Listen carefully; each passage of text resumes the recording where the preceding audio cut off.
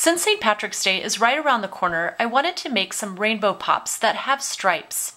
So in the next 5 minutes, I'm going to show you how to make them. These are most of the things that you're going to need to make the rainbow pops.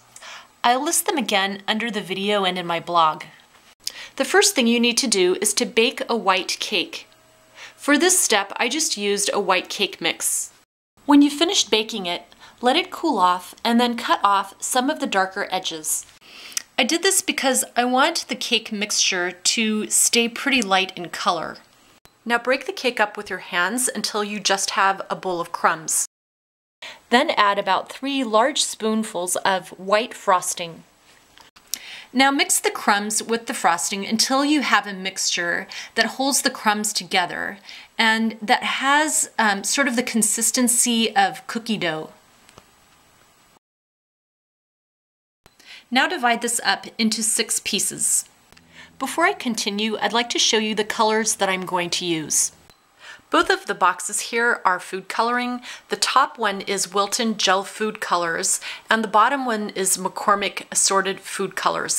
To the right of the boxes, I'm showing the specific bottles that I'm going to use. And the reason I use these is because they work well together to achieve the rainbow effect. Now I'm going to start adding the food coloring, and I'm starting with green here just for demonstration purposes, but normally I would start with the lightest color first and then work towards the darker ones. That way you'll avoid getting some of the darker food color mixed in with the lighter colors.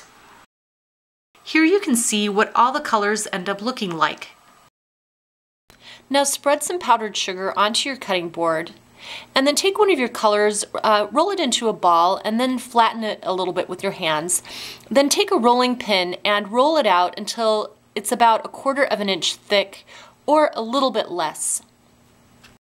For the next step, you're going to need a cookie cutter that's between 1 1/4 and 1 1/2 inches in diameter.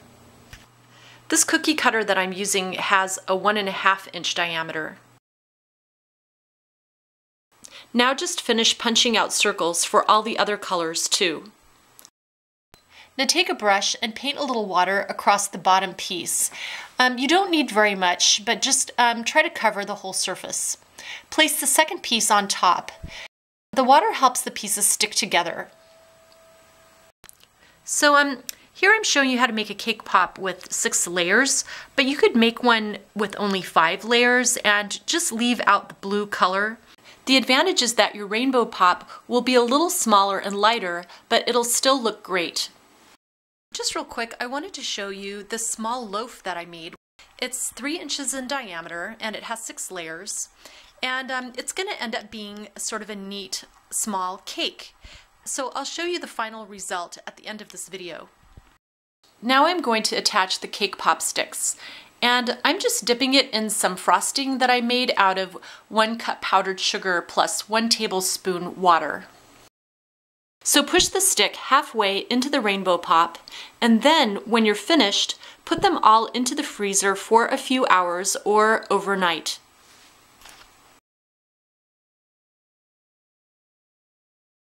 Also, I'm using sticks that are 6 inches long, and these are called Wilton cake sticks, which are a little bit thicker than lollipop sticks.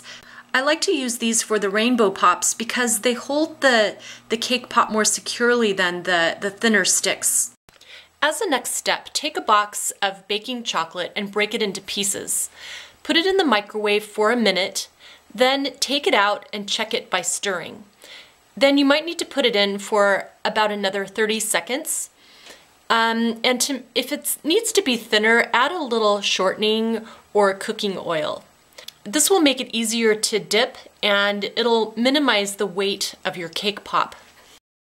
Now tap off the excess chocolate and place it into a foam stand, and then put it into the refrigerator until the outer chocolate coating is completely dry. So this is what a finished rainbow pop looks like on the inside. And remember that larger loaf that I made earlier?